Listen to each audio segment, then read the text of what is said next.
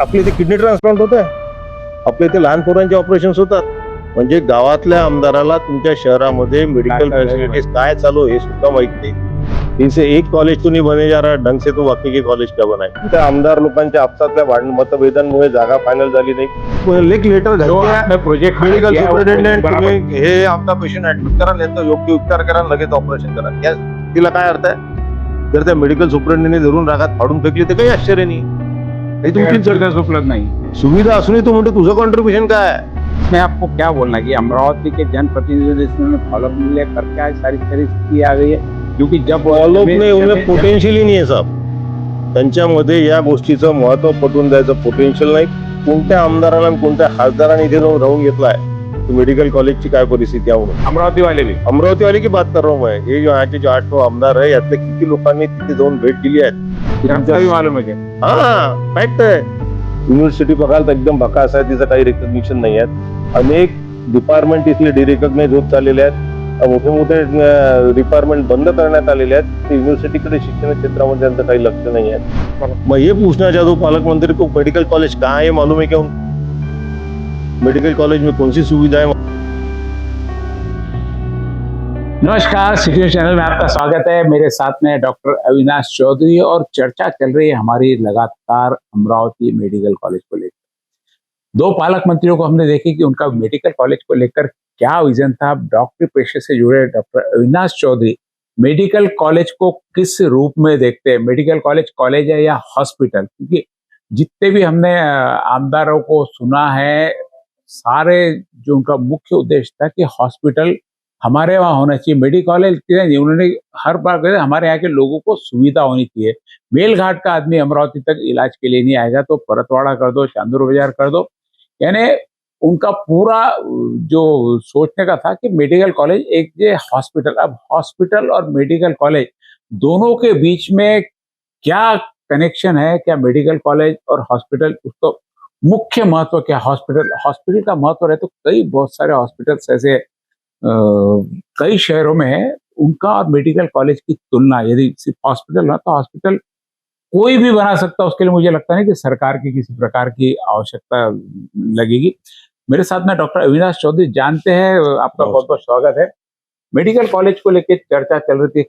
थोड़ा सा प्रॉब्लम क्या है, लोगों ने मेडिकल कॉलेज अपने मतदार संघ में, राजनीतिक बात बताएंगे, लाइक मतदार संघाची डेव्हलपमेंट म्हणून घेतलेलं आहे. कहीं पर भी कोई भी है ना, डॉक्टर ने नहीं आके कहा कि मेडिकल कॉलेज वहीं रहने तो होना चाहिए, यहाँ होना चाहिए. आपसे पहला पूछें, मेडिकल कॉलेज कहाँ होना चाहिए, कैसा होना चाहिए? तर बेसिकली मी थोडक्यात तुम्ही हेल्थ सिस्टीमचं मी स्ट्रक्चर सांगतो. Primary health care, secondary health care, tertiary आणि क्वार्टरी हेल्थ केअर म्हणजे extreme health care. Primary health care ही सरकारची, महाराष्ट्र शासनाची जबाबदारी, ज्याला आपण PHC म्हणतो. त्यापेक्षा आधी सब सेंटर्स नावाचे प्रकार असतात.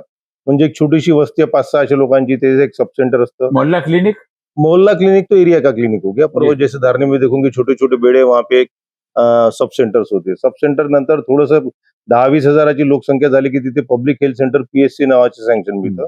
आणि तालुका प्लेसला रुरल हॉस्पिटल नावाची कन्सेप्ट होतं. हे बेसिकली प्रायमरी हेल्थ केअरच्या नावावर येतं. रुरल हेल्थ सेंटरला छोट्या छोट्या सर्जरी सुद्धा होतात, पण इथे कोणत्याही प्रकारचे टीचिंग क्लासेस चालत नाहीत.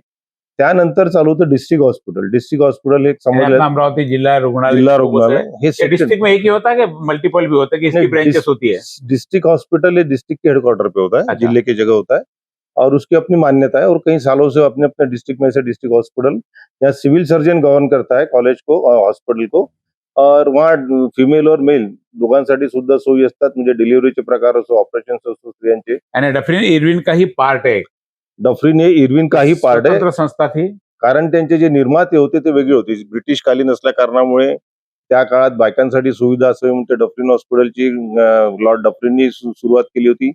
आणि त्याच्या मागे अनेक लोकांची सुद्धा हिस्ट्री आहे की काही भारतीय लोकांनी आपली योगदान देऊन, देणगी देऊन डफरीन हॉस्पिटलची सुरुवात केली. इरविन हॉस्पिटल लॉर्ड इरविननी चालू केलेलं होतं. बेसिकली ब्रिटिश लोकांना हेल्थच्या चांगल्या सुविधा मिळाव्या त्या उद्दिष्टाने केलं होतं. कारण थंड हवेचं ठिकाण मेळघाट होतं, त्यामुळे उन्हाळ्याच्या दिवसात ते तिथे जायचे आणि बाकी ज्या हेल्थ सर्व्हिसेस त्यांना इथून मिळत होते. बरं, हा एक थोडक्यातला भाग झाला. नंतर एक हे झालं secondary referral centre. Tertiary referral centre म्हणजे ज्या केसेसना इथे ट्रीटमेंट मिळणे अशक्य होतं, इन्व्हेस्टिगेशन होत नाहीत, त्या प्रकारची तज्ञ मंडळी नसतात. म्हणजे ग्रामीण मध्ये का शहरामध्ये? शहरामध्ये ते नंतर टर्शरी हेल्थ सेंटरला जातात, म्हणजे मेडिकल कॉलेजला जातात. त्याला टर्शरी हेल्थ सेंटर म्हणतात. आणि जे अतिशय रिमोट आजार असतात, ज्यांच्यासाठी खूप कठीण हे करावं लागतं, चाचण्या कराव्या लागतात, ते क्वार्टर शेवटच्या सेंटरला जातात, जसे all India institute of medical science सारखे जे असतात, किंवा मग प्रायव्हेटमध्ये जातात. आता 2 गोष्टीचं अतिशय महत्त्वाचं मला वाटतं सरकारने काही चुका केल्यात. त्या चुका अशा केल्या, की ते मेडिकल कॉलेज म्हणून नाव देतात. बेसिकली तुम्ही आता ग्रँड मेडिकल कॉलेज म्हणून डीएम केलं, ते कॉलेज होतं saint GS medical college and KM hospital. हे पूर्ण नाव आहे. सेंट जॉर्ज नावाचं Dadabhai Naoroji medical college and saint George hospital असे नाव आहे. जे प्रत्येक मेडिकल कॉलेजला हे हॉस्पिटल अटॅच आहे. असतं आणि त्याची आपली किती बेड्स असायला पाहिजे एका विद्यार्थ्याच्या मागे अशी डेफिनेशन केलेली आहे. एक विद्यार्थी म्हणजे इतके बेड्स असायला पाहिजे, इतके बेड म्हणजे इतके शिक्षक असायला पाहिजे. त्या तुलनेमध्ये त्या सगळे कोर्सेस चालतात आणि त्याच सेंटरमधून मग एमडीएमएसचे कोर्सेस आणि मोठं जर सेंटर झालं की तिथून डीएमच्या कोर्सेसला मान्यता दिली जाते, जे अतिशय उच्च शिक्षित आणि कमी विद्यार्थ्यांना प्राप्त करण्याची संधी मिळते. तर मला असं वाटतं की सध्या जी अमरावती मेडिकलची परिस्थिती आपण थोडक्यात आढावा घेऊ. 2 वर्षापूर्वी अमरावती मेडिकल कॉलेज सुरू झालंय. 2 टपराच्या खोल्यांमध्ये म्हणायला आम्हाला थोडंसं वाईट वाटतं, पण एक छोटे-छोटे हॉल बांधलेले आहेत. तिथे गरमीचे मुलं बसतात. एकाच हॉलमध्ये शिक्षण, दुसऱ्या हॉलमध्ये काहीतरी डिसेक्शन होत राहतं. सुरुवातीत तर तिथे सुद्धा बॉडी सुद्धा नव्हत्या. ॲक्चुअली 10 विद्यार्थ्यांच्या मागे किंवा 8 विद्यार्थ्यांच्या मागे एक डिसेक्शन करण्याकरता बॉडी असायला पाहिजे. अनेक दिवसपर्यंत काहीच नव्हतं. म्हणजे 100 विद्यार्थी असले तर 10 बॉडी त्यांना पाहिजे, मिनिमम असायला पाहिजे क्रायटेरिया. पण त्याच्याकडे बॉडी ठेवण्याची पण व्यवस्था आहेत का? त्या ठेवण्याची व्यवस्था, फॉर्मॅलिन टँक लागतात, त्या ते प्रिझर्व्ह करावं लागतात आणि दरवर्षी एक बॉडी पूर्ण विच्छेदन केल्यानंतर डिस्ट्रॉय करावं लागतात आणि नवीन बॉडीची त्यात भरती केली जातं. आपल्याकडे भेटते का पण बॉडी? या ऑर्गन डोनेशन वाले या डेड बॉडी डोनेशन वाले रहते, जो देहदान करते हैं वो लोग रहते, नहीं तो जो बेवारस डेथ रहती है, अच्छा, काफी सारे लोग रहते जो रास्ते पे उनको मौत आती है और कोई क्लेम नहीं करता, तो उनको डिसेक्शन के लिए यूज किया जाता है, उनको डिस्कार्ड नहीं किया जाता, वो मेडिकल कॉलेज में ट्रान्सफर किया जाता है. अशा बॉडीजवर शिक्षण घेतलं जातं. पण अमरावती मेडिकल कॉलेज सुरुवात केल्यानंतर आपली 2 वर्षात वास्तू होईल, 3 वर्षात वास्तू होईल इथपर्यंतच्या कल्पना होत्या. 2 वर्ष निघून गेले. या विद्यार्थ्यांना बिचारांना आपण सरकारी मेडिकल कॉलेज म्हणून शिक्षण घेतोय एवढाच फक्त त्यांना अभिमान आहे. पण त्यांची शिक्षण त्यांचं जे ज्ञानार्जन झालं आहे ते अतिशय कमी आहेत, कारण अजूनही तिथे फुल टाइम शिक्षक आलेले नाहीत. ते 1-2 मंडळी ते सगळेच विषय शिकवत राहतात. ही परिस्थिती आहे. कारण विषय असा आहे की इथे बाहेरून येणारे शिक्षकांची संख्या कमी राहणार. याचं कारण असं की तुम्हाला इथे कोणत्याही प्रकारचे शिक्षकांना ना त्यांच्या रूम्स आहेत. डॉक्टर इसमें रोकूंगा आपको एक जगह कि आप बता रहे कि आपने सारे के सारे प्रॉब्लम्स बताए। ये प्रॉब्लम ये हॉस्पिटल मैनेजमेंट का है, सरकार का है, या यहाँ की हमारी नेताओं की इच्छा शक्ति नहीं उसका? क्योंकि हम सबको मालूम 2 टपरों में कॉलेज चल रही है, आपने बता दी, लेकिन क्यों चल रही? क्यों टैंक की सुविधा नहीं है? क्योंकि सरकार ने तो फंड्स भी दे दिए, सरकार ने सारी आपके फॉर्म भी दे नाही, दी, पाहिजे तेवढे जगह भी फंड्स दे दी। जेवढं पाहिजे तेवढे फंड्स अजून आलेले नाहीत. वास्तू निर्मिती करता लागणारे जेवढे फंड्स आहेत, मागच्या वेळेस मी काय ऐकलं की 100 कोटी आले होते, नंतर 60-65 कोटी रुपये आलेत. तेवढ्यामध्ये मेडिकल कॉलेजचं पूर्ण बांधकाम होत नाही. सगळ्यात पहिले तर आमदार लोकांच्या आपसातल्या मतभेदांमुळे जागा फायनल झाली नाही. जागेचं अधिग्रहण होण्यामध्ये प्रॉब्लेम होता, कारण एका मेडिकल कॉलेजला कमीत कमी 200 ते 300 एकर जागा पाहिजे. मिनिमम 100 एकरची जागा पाहिजे, कारण तिथे कॉलेज बांधायचं, हॉस्पिटल बांधायचं, पार्किंग बांधायचं आणि नातेवाईकांना राहायची धर्मशाळा सुद्धा असायला पाहिजे. तिथेच एक नर्सिंग कॉलेज सुद्धा अटॅच असायला पाहिजे, कारण without nursing college medical college चालू शकत नाही. अशा सगळ्या प्रकारचा विचार करता ती लागणारी जागा आणि ती ऍक्सेसेबल असायला पाहिजे प्रामुख्याने. म्हणून हा सगळा विचार करत अनेक जागेची पाहणी झाली आणि शेवटी एक कौंडण्यपूर जवळ कोंडेश्वर ती जागा ती फायनल झाली. त्या जागेला काही वन खात्याचं हे निघालं होतं. मला असं वाटतं ती वन खात्याची असल्यामुळे त्यांच्याकडून एनओसी घ्यायची आहेत. मला सांगायचं तात्पर्य एवढंच, ह्या सगळ्या प्रोसिजर सर्टिफिकेट्स मिळणे, त्यांच्या परवानगी मिळणे फार मोठ्या कठीण गोष्टी नाहीत. जर कोणत्याही राजकीय नेत्याची जर चांगली प्रबळ इच्छाशक्ती असली तर त्याचा पाठपुरवठा करून ते आपल्याला तात्काळ 2 वर्षाचा कालावधी फार मोठा होतो. यानी इसमें आपको क्या बोलना है कि अमरावती के जनप्रतिनिधियों ने इसमें फॉलोअप नहीं लिया करके आज सारी सारी स्थिति आ गई है? क्योंकि जब फॉलोअप नाही, उनमें पोटेन्शियल ही नाही आहे साहेब. त्यांच्यामध्ये या गोष्टीचं महत्व पटवून द्यायचं पोटेन्शियल नाही. ते छोट्या छोट्या राजकारणामध्ये बिझी आहेत. त्यांची छोटी महानगरपालिकेचे राजकारण, आमदारकीचे राजकारण, अनेक इलेक्शन्स येऊन गेले त्याच्यातच ते व्यस्त होते.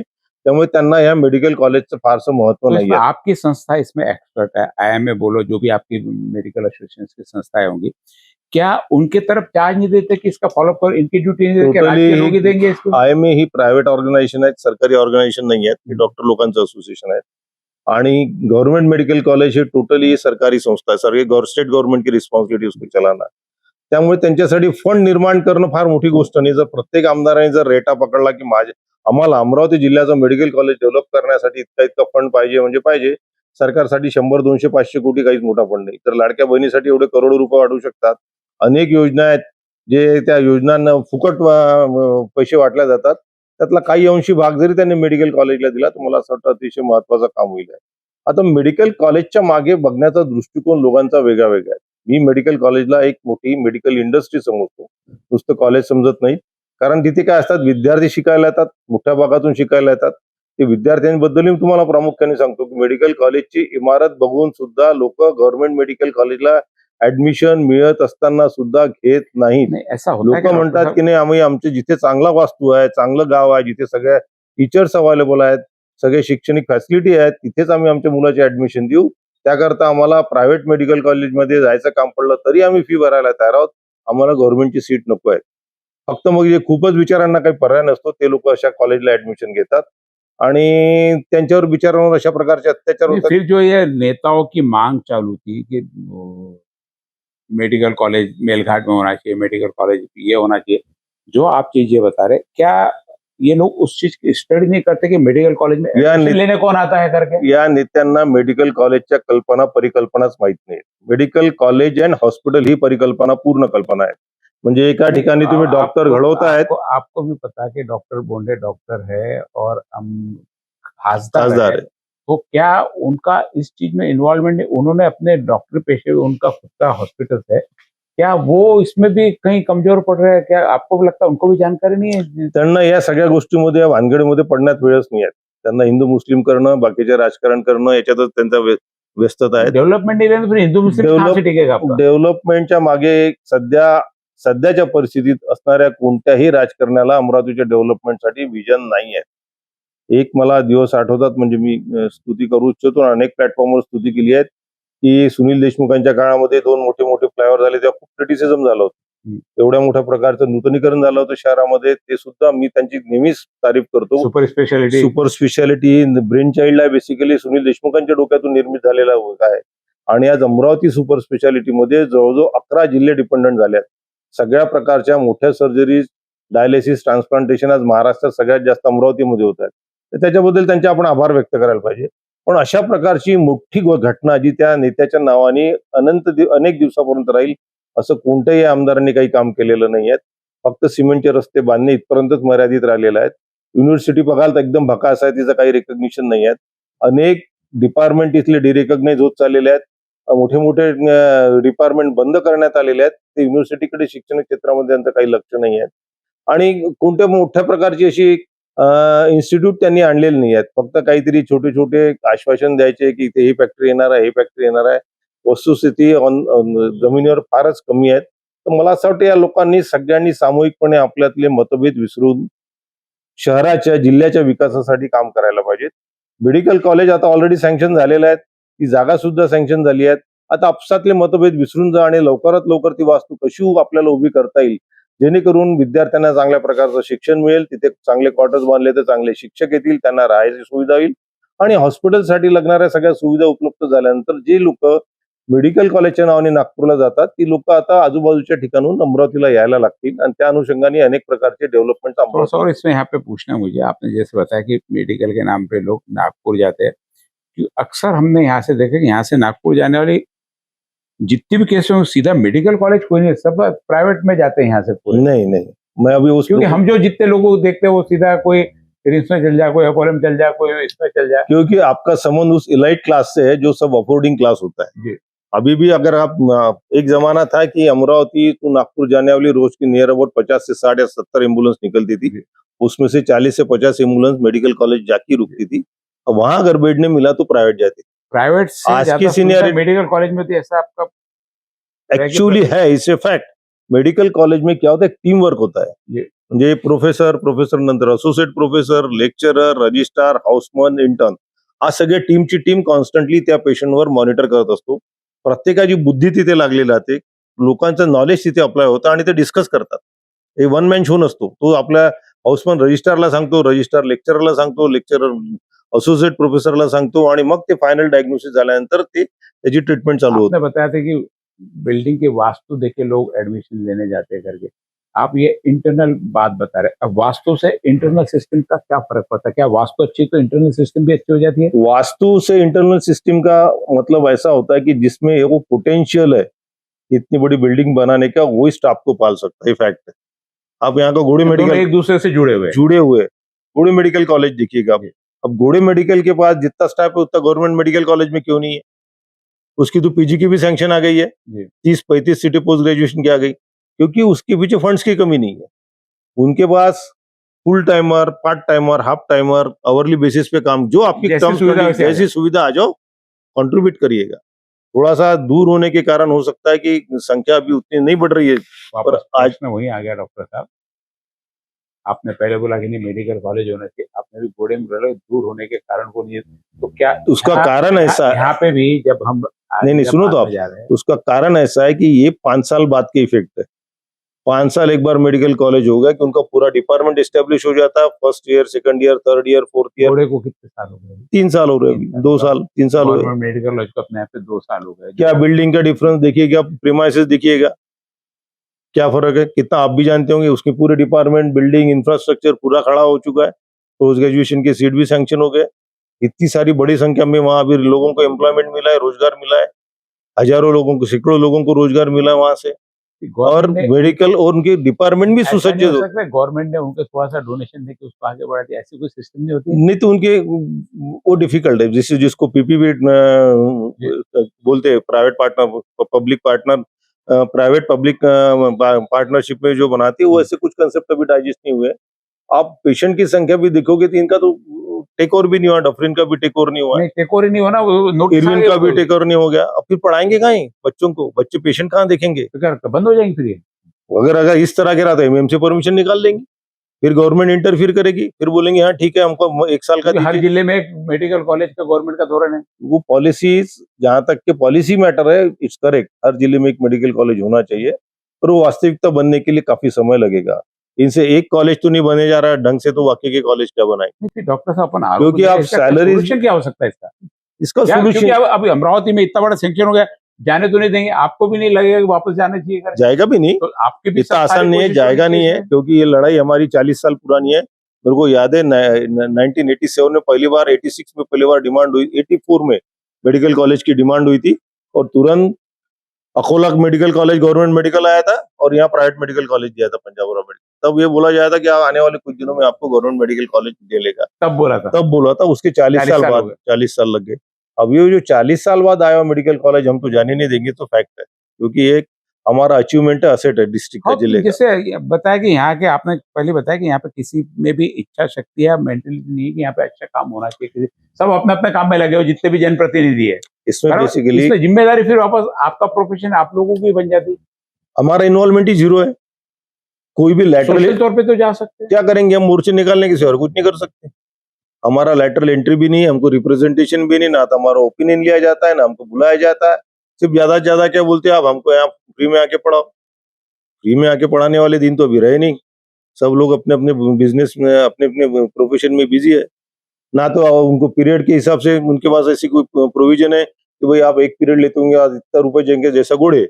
आप अगर 1 घंटा आते हैं तो आपको इतना सैलरी मिलेगा, 2 घंटा आएंगे तो इतना सैलरी मिलेगा, 4 घंटा आएंगे तो जैसे सुविधा रहेगी उसके हिसाब से अपने कन्वीनियंस आएगा, अपने टाइमिंग से आइएगा, पर डेली आओ और अपना कंट्रीब्यूशन दो, आपको सैलरी उतनी मिल जाएगी। 1 महीने की भी सैलरी रुकती नहीं है। तो अमरावती के मैक्सिमम डॉक्टर, मैं बताता हूँ 80% डॉक्टर आज वहाँ अटैच्ड है, कोई न कोई मायने में। कोई क्लिनिशियन करके, कोई एडमिनिस्ट्रेशन में है, कोई रिटायर्ड जो लोग है वो कोई मेडिकल सुपरिटेंडेंट बना है, कोई डीन बना है, कोई प्रोफेसर बना है। अपनी अपनी जगह से जो भी रिक्वायरमेंट एमसीआई की रहती है वो फुलफिल कर रही है। इसी कारण उनको आज 30-32 पोस्ट ग्रेजुएशन की सीट मिली, जबकि उनकी एक भी बैच निकली नहीं है। तो ये उनकी उपलब्धि क्यों हुई है? क्योंकि वो कंसिस्टेंट प्रयास एक आदमी ने किया है और उसकी जो पहुंच है। यहाँ तो 7-8 आमदार, 10 आमदार है, 2 खासदार है जिले में, उन लोगों ने अगर ताकत लगाई तो खींचने वाले, एक दूसरे टंगड़ी खींचने वाले, इन्होंने अगर ताकत लगाया तो मेडिकल कॉलेज को बनाने में, एक वास्तु खड़ा करने में ज्यादा से ज्यादा किसी भी आमदार ने वहाँ करने के लिए भी क्या जरूरत है, हम साथ में, ऐसा कहीं बोला हुआ क्योंकि बडनेरा में गए तो उनको लगा सारा काम राणा का है, वास्तु भी राणा की मी रहेगी, मेडिकल त्याहीपेक्षा कॉलेज भी पुढची राणा- गोष्ट सांगतो, कोणत्या आमदाराला आणि कोणत्या खासदाराने इथे जाऊन राऊंड घेतलाय की मेडिकल कॉलेजची काय परिस्थिती आहे म्हणून. अमरावती वाले भी अमरावती वाले की बात कर रहा हूं मैं. ये जो यहाँ के जो 8-9 आमदार है यातले किती लोकांनी तिथे जाऊन भेट दिली आहे की रास्ता तुमच्या भी मालूम है क्या? हाँ फैक्ट है. सुपर स्पेशलिटी अब मैं नाम नहीं लेता उस आमदार का. एक दिन मैंने उनको जरा ब्रीफ किया की भाई असं असं ट्रान्सप्लांट होतं, हे प्रॉब्लेम्स आहेत, हे प्रॉब्लेम्स आहे, पेडियाट्रिक मध्ये इतकं काम आहे, थोडंसं तुम्ही चीफ मिनिस्टरला येऊन जर इथे आणून दाखवलं तर बाकीचं प्रिमायसेसचे रोड इलेक्ट्रिफिकेशन चांगले होईल. फार घाण आहेत.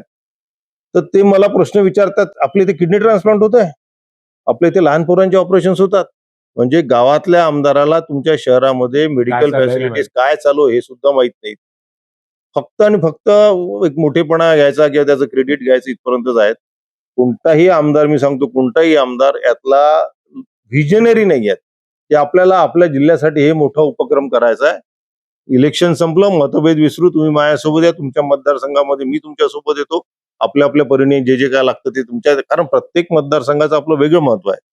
कुठे इंडस्ट्रीज डेव्हलपमेंट पॉसिबल आहे, जसं तुम्ही नांदगाव तिवसा आणि हा भाग गेला तर तिथे एक सेज आहे, मोठा इंडस्ट्रीयल झोन आहे, तिथे आपण कोणते इंडस्ट्रीज आणू शकतो. गावासाठी आपण काही नवीन फ्लायओव्हर्स बांधू शकतो, काही मार्केट बांधू शकतो, सुपर प्लाझा बांधू शकतो. सगळ्यांनी मिळून जर शैक्षणिक क्षेत्रामध्ये काम केलं तर एक युनिव्हर्सिटीसाठी आपण कॉन्ट्रीब्युशन करू शकतो. अनेक डिपार्टमेंट बंद होत चालले आहेत. तिथे साधं एक्झामिनेशन सेंटर्स नाही. आता मी MA संस्कृतची परीक्षा दिली, 4 सेंटरला मी फिरलो. पहिले गेलो होतो केशरबाई लाहोटीला पहिल्या टर्मला, दुसऱ्या सेंटरला गेलो होतो महिला महाविद्यालयाला, तिसरा गेलो होतो ब्रिजलाल बियानीला आणि चौथं गेलो होतो भारतीय महाविद्यालयात.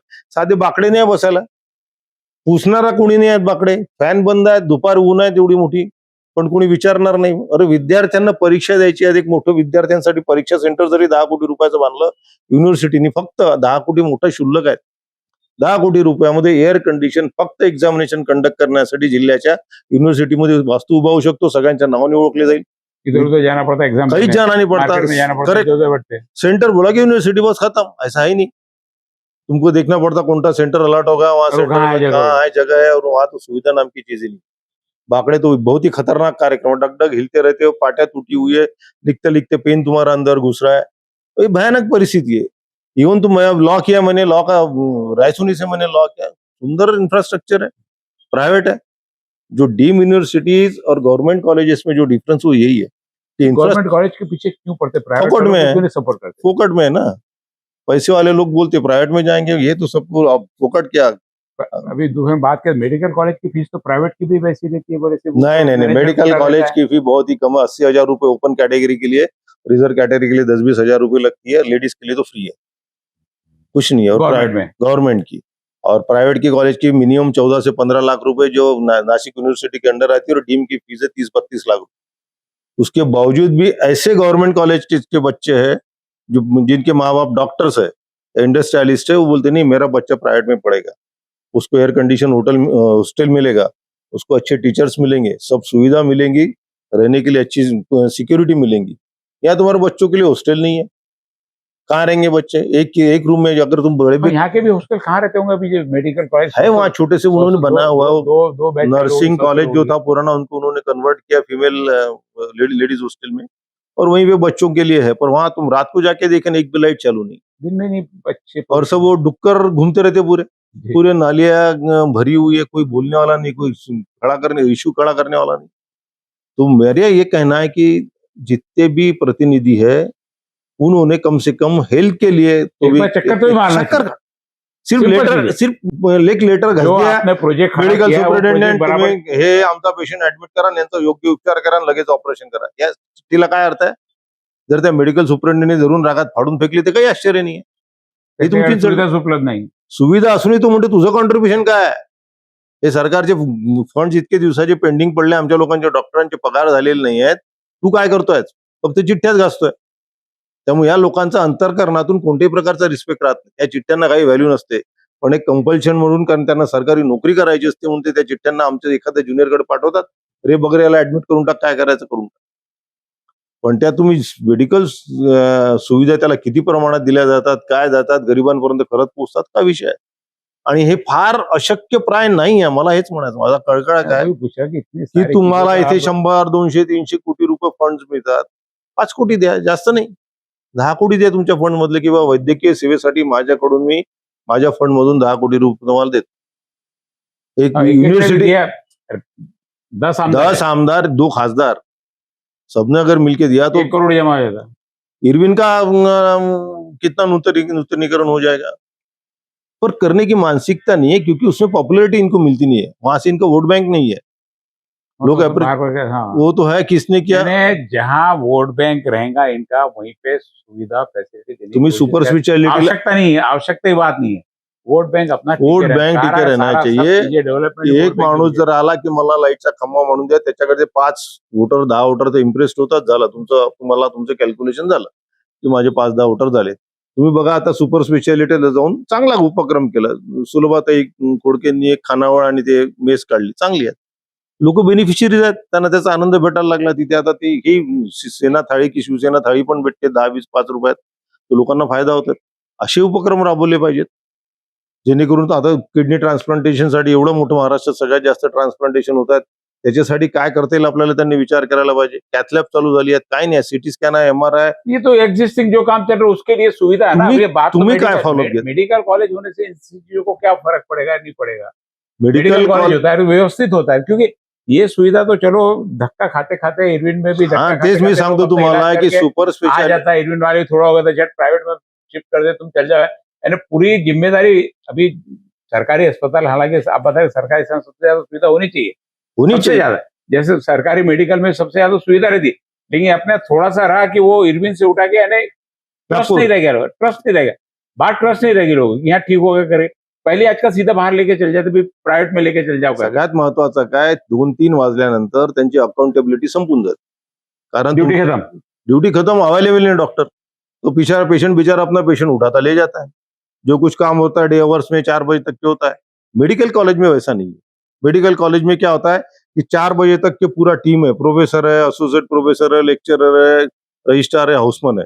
उसके बाद एसोसिएट प्रोफेसर और प्रोफेसर जो है रिलैक्स हो जाए, फिर काम करने वाले लोग रहते हैं लेक्चरर, रजिस्ट्रार, हाउसमैन, उनकी रिस्पॉन्सिबिलिटी रहती है. और इमरजेंसी में भी रात को 2 बजे भी जाओ तो डॉक्टर रेसिडेंस सारे. रेसिडेंस अवेलेबल है.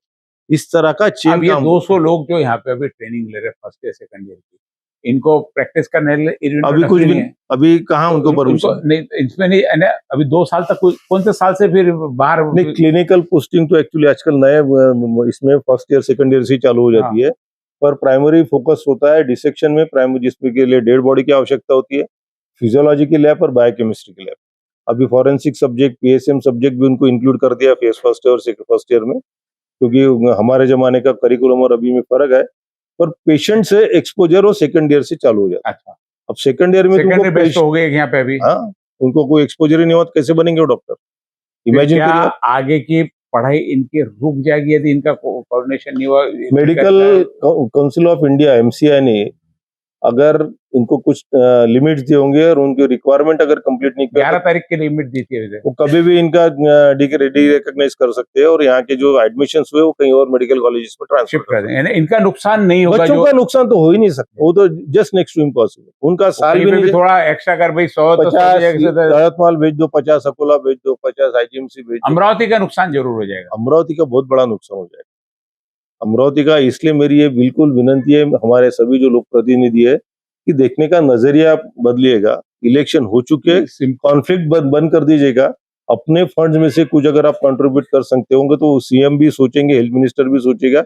यहाँ के जो आमदार लोग है, खासदार लोग है, भाई अपने फंड में से इनमें से फंड कंट्रीब्यूट करे तो गवर्नमेंट की भी रिस्पॉन्सिबिलिटी बनती है. इवन यहाँ तक कि मैं बताता हूँ कि अगर उन्होंने लोगों को भी आह्वान किया कि भाई हमको दूसरा MRI सेंटर यहाँ डालना है, कंट्रीब्यूट करिएगा, 10 रुपए तो कोई भी देगा.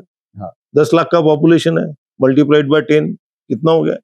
करोड़ के ऊपर हो गया. 2-4 करोड़ रुपए. कोई बिजनेसमैन अगर तुम उसको थोड़ा सा रिलैक्स कर दे तो बोलते कि भाई आपके मम्मी के नाम से, आपके पिताजी के नाम से ये रूम बना देंगे तो 1 करोड़ वो दे देगा. करेगा कौन? इनिशिएटिव्स कौन करेगा? नहीं, और दिक्कत ऐसी कि ये डोनर्स को वो अपने पर्सनल काम के लिए डोनेशन लेते हैं. यही है कि जनप्रतिनिधियों को उसमें इसलिए इंटरेस्ट नहीं कि वहां उसका वोट बैंक नहीं है. करेक्ट. और डॉक्टर टेम्पररी उसको करके क्या करना, मैं आज हूं कल नहीं हूं. करेक्ट. उस पर वो रिस्पॉन्सिबिलिटी नहीं है. और प्राइवेट प्रैक्टिशनर का इन्वॉल्वमेंट शून्य है. बेनिफिशियरी जो मरीज है, मरीज को सुविधा ही उपलब्ध नहीं है तो फिर मैं आऊं क्यों? यानी सब एक दूसरे से डिपेंड है. ऐसे यदि क्योंकि सब जगह के ऐसे सिस्टम नहीं होंगे जैसे अमरावती के, बाकी जगह मेडिकल कॉलेज शुरुआत में सभी जगह तकलीफ रही होंगी, पीडीएमसी पहले दिन नाही हो गया होगा, पुणे सगळ्या college में पहले मेडिकल दिन नहीं होगा, कॉलेजला सबको सुरुवातीला हेच त्रास असतात, विद्यार्थी मिळतात पण तुम्हाला स्टाफ मिळत नाही विजन आणि वाली टीम होनी चाहिए, वो नहीं है सबसे बड़ी बात। तुम्हाला बेसिकली अनेक ठिकाणी अशी मेडिकल कॉलेजेस आहेत की 2 वर्षात पूर्णचं पूर्ण इन्फ्रास्ट्रक्चर उभे चांगले दणदणीत चालायला लागले.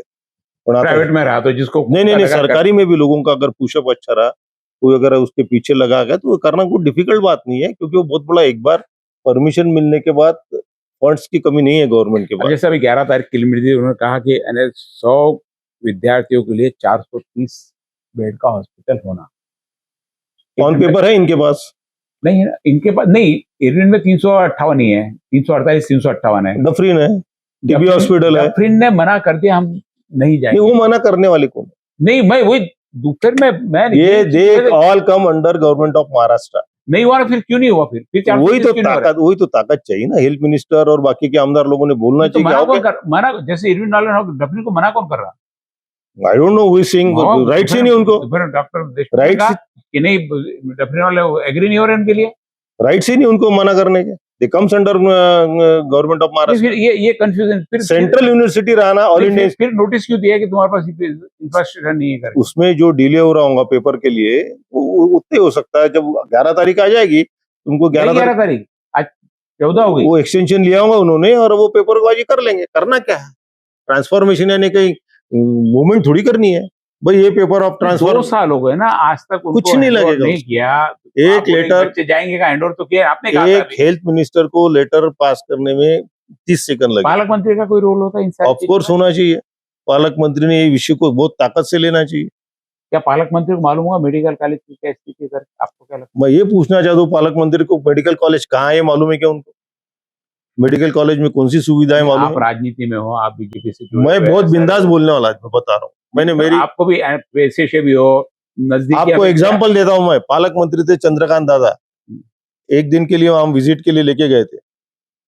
समय कितना दिया? 10-15 मिनट का. तब बोल दिया कि यहाँ एंजियोप्लास्टी होती, एंजियोग्राफी होती, ट्रान्सप्लांट होती. एंजियोप्लास्टी पण होता तिथे. इतके एंजियोप्लास्टी झाले. This sort of question you are asking. You should know everything, each and everything about your मालूम होना चाहिए जाने से पहले। जाने से पहले. बल्कि जहाँ- पूछना चाहिए 100 क्यों है, 150 क्यों ये है? अंबेडकर हेल्थ मिनिस्टर है. हमारे हमने लगातार रिक्वेस्ट किया कि भी ट्रांसप्लांट का अच्छा काम है, विजिट के लिए आइएगा. कितने बजे आए विजिट के लिए? रात को 2:30 बजे. Is it a time to visit the unit? आए फॉर्मेलिटी, एक फ्लेक्स, वो जब से आए तब से फ्लेक्स वहीं पे वैसे ही लटका हुआ है. रात के 2:30 बजे आगे तुम्हारी फॉर्मेलिटीज हो गई. I visited this hospital. रात को 2:30 बजे डीडी, सीएस, मेडिकल सुपरिटेंडेंट उनके पीछे पीछे घूम रहे. और जो बेसिकली लोगों को उन्होंने सपोर्ट करना चाहिए, ज्या डॉक्टरने ट्रान्सप्लांट केले, ज्या नर्सेसने त्यासाठी काम केलं आहे, ज्या महात्मा फुले जन आरोग्याच्या एम्प्लॉईजने काम केलेलं आहे, ज्या वॉर्डबॉयजने काम केलं आहे, त्यांच्यासोबत 2 प्रेमाचे सत्काराचे बोल बोलले पाहिजेत, त्यांचं सांत्वन केलं पाहिजे, त्यांना शाबासकी दिली पाहिजे, ही सगळी अपेक्षा होती. आणि हेल्थ मिनिस्टर येऊन राहिली ही जी गोष्ट 1 महिन्यापासून चालू होती. साफसफाई, झाडपूस सगळं होऊन राहिलं. आता येणार, उनके बहाने से काम अच्छा हो गया। आता येणार, नाही आता येणार. आले का रात्री 2:30 वाजता. त्या माझ्या युनिटला गेल्यावर मलाही माहित नाही किती आले म्हणून. 2:30 वाजता. तर हे अशा प्रकारचं जर काम होत असेल तर मला असं वाटतं राजकारणी मंडळींनी राजकीय इच्छा शक्ति और राजकीय विजन जो होना चाहिए, अभी चर्चा में सारा का सारा अभाव मिला। डॉक्टर साहब ने तो ये कहा कि क्या हमारे पालक मंत्री को पता है कि मेडिकल कॉलेज कहाँ है और किस प्रकार से चला? प्रश्न है, किस हालत में है. सीधा प्रश्न है पालक मंत्री चंद्रशेखर बावनकुळे जी से, क्या आपको सही में मेडिकल कॉलेज कहाँ है, किस हालत में चल रहा है, कितने स्टूडेंट है, क्या उनको 11 तारीख की नोटिस गई हुई है, क्या आपको जानकारी है? क्या आपको जानकारी है कि मेडिकल कॉलेज बंद भी हो सकता है? जैसे आज 3 लोगों से हमने चर्चा की, तीनों ने संभावना से इनकार नहीं किया, नहीं होने देंगे क्योंकि सरकार का काम है, सरकार का, लेकिन संभावना से इनकार नहीं किया। यदि ऐसी अलगजी रही, ऐसी लापरवाही सबकी जनप्रतिनिधियों के साथ में पालक मंत्री की भी जिम्मेदारी है कि जो इतना बड़ा प्रोजेक्ट सरकार ने लाके दिया, सरकार ने अपनी तरफ से पूरा प्रयास कर लिया, सरकार ने आपको सैंक्शन दे दिया, जगह दे दिया, सब दे दिया, कुछ टेक्निकल चीजें यदि पीछे आती उसका फॉलोअप नहीं होता तो निश्चित रूप से सरकार को दोष नहीं देना, लेकिन पालक मंत्री होने के नाते आपकी भी जिम्मेदारी है कि उसका बाकी सारी आप आढ़ावा बैठक लेते हैं, वो कलेक्टर ऑफिस में बैठ के सब चीजों को लेते हैं। क्या मेडिकल कॉलेज की आढ़ावा बैठक के लिए भी आपके पास में समय है? क्या मेडिकल कॉलेज की आढ़ावा बैठक हो सकती है? ऐसा है कुछ प्रोजेक्ट? 100% हो सकता है. क्यों नहीं हो सकती? कभी आप लोगों ने उनको प्रपोजल कलेक्टर के साथ अभी मैं आपका खैर आपकी कोई जिम्मेदारी नहीं एग्जाम्पल बनती मैं है बताता हूँ। नहीं, अब मैं चैरिटी कमिश्नर स्टेट गवर्नमेंट ने मेरे को चैरिटी कमिश्नर के अंडर में डिप्यूट किया कि यहाँ के जितने भी चैरिटी सुविधा लेने वाले हॉस्पिटल्स है उनका CSR फंड 2% जमा होता कि नहीं, इसके बारे में पहली कलेक्टर से आज 8-10 दिन पहले हमारी मीटिंग। तब कलेक्टर साहब को भी मालूम नहीं थे कि कौन से हॉस्पिटल शहर में है जो जिनको मैंडेटरी, जिन्होंने चैरिटी कमिश्नर के माध्यम से इस कुछ सुविधा मिली है, जिनको लीज पे जगह मिली है या कम पैसे में कम इंटरेस्ट में लोन मिला है, फाइनेंस मिला है, जो भी सुविधा उनको मिली है उनकी मैंडेटरी है कि उन्होंने 2% और 20% बेड उन्होंने गरीब लोगों के लिए फ्री में आरक्षित रखना चाहिए और 2% उनका टोटल रेवेन्यू जो है, अगर 1 करोड़ रुपए एखादा हॉस्पिटल कमा रहा है, for example super speciality hospital अगर 2 करोड़ 4 करोड़ 5 करोड़ 10 करोड़ कमा रहा है, 2% उसका 2% उनको रिजर्व रखना चाहिए CSR फंड के लिए और उसका हिसाब होना चाहिए कि उन्होंने कहाँ का खर्चा किया free fund. Panjabrao Deshmukh medical college जो है वो चैरिटी के अंदर आता है, उनके जो फंड्स है उन्होंने 2% कहाँ खर्चा किया उनका ऑडिट होना चाहिए और इस तरह का कोई काम नहीं हो रहा है। वो actually this is a role of the पालक मंत्री, उन्होंने देखना चाहिए कि बहुत सारी चर्चा करनी बाकी है। मेडिकल कॉलेज की क्या स्थिति है, उस जगह पे मेडिकल कॉलेज बनेगा नहीं बनेगा, बहुत सारी चर्चा, लेकिन समय अभी अनुमति नहीं देता है। आज लेकिन बेसिकली मेडिकल कॉलेज कैसा होना चाहिए, उसकी क्या जिम्मेदारी, किस प्रकार चल रहा, और वर्तमान में यहाँ पर स्वास्थ्य सुविधा है क्या, चर्चा करता करते उस स्वास्थ्य सुविधाओं पे भी हमारी चर्चा होगी। पालक मंत्री साहब से स्पष्ट प्रश्न, क्या आपको मेडिकल कॉलेज और मेडिकल कॉलेज की समस्या और उसकी स्थिति के बारे में जानकारी इस चैनल के माध्यम से हम आपसे पूछना चाहेंगे। और एक छोटा सा कमेंट जिसमें करना चाहूंगा कि गवर्नमेंट मेडिकल कॉलेज और प्राइवेट मेडिकल कॉलेज में बेसिक फर्क क्या होता है। धारनी, अचलपुर, परतवाड़ा, अमरावती कहीं का भी पेशेंट अगर गवर्नमेंट मेडिकल कॉलेज में जाता है उसको नहीं बोलने की सुविधा, नहीं बोलने की हमको राइट्स नहीं। प्राइवेट में है, प्राइवेट में राइट्स है, हमारे पास बेड नहीं है, हमारे यहाँ सुविधा नहीं है, आप नागपुर चले जाइए। तो इस विश्वास के साथ जब पेशेंट जाता है कि उसके जेब में 1 भी रुपया नहीं है तो भी उसकी सेवा हो सकती है, उसका इलाज हो सकता है। ये सबसे important crust of the story है कि भाई मैं मेडिकल कॉलेज जा रहा हूँ, मेरे पास पैसे है नहीं है, उसको कोई मायना नहीं करता। वहाँ के system government, it's responsibility of the state government, और स्टेट गवर्नमेंट ने इस तरह का स्ट्रक्चर बना के रखा है और मेरे को उनको देने की जिम्मेदारी उनकी है। मेरे पास पैसे 1 रुपए भी नहीं, no issue, you will be बात एडमिटेड। करते करते बात चल रही थी प्राइवेट मेडिकल कॉलेज की, कि जो अच्छे लोग प्राइवेट मेडिकल कॉलेज में जाके पढ़ना चाहते हैं, लेकिन जो पब्लिक के लिए सुविधा और आवश्यकता है गवर्नमेंट मेडिकल कॉलेज की, क्यों इतने दिन से गवर्नमेंट मेडिकल कॉलेज की मांग जनप्रतिनिधि तो नहीं कर रहे थे, लेकिन कई सामाजिक सेवाएं संस्थाएं इसमें कर रही थी, जो आज हमको मूर्त रूप दिख रहा है। अब इसको बचा के रखने के लिए प्रयास करने पड़ेंगे। साथ में सिर्फ हम जनप्रतिनिधि के भरोसे भी नहीं रह सकते, हालांकि अधिकार क्षेत्र के बाहर सबका जाना हो जाता है, लेकिन एक जन आंदोलन के रूप में एक काम हो सकता है कि मेडिकल कॉलेज बने, जहां भी बने, जल्दी से जल्दी बने। कोई ये नहीं है, जल्दी से जल्द सारे अड़थड़े जो भी आए हुए हैं जमीन एक्विजिशन, वो भी फिर उसके बारे में एक डॉक्टर साहब से चर्चा लेंगे कि वो प्रोसेस कैसे पूरी हो सकती और किस प्रकार से इस दवा अभी मेडिकल कॉलेज को बचाया जा सकता। आप देखते रहिए सिटी न्यूज। आपका बहुत बहुत धन्यवाद।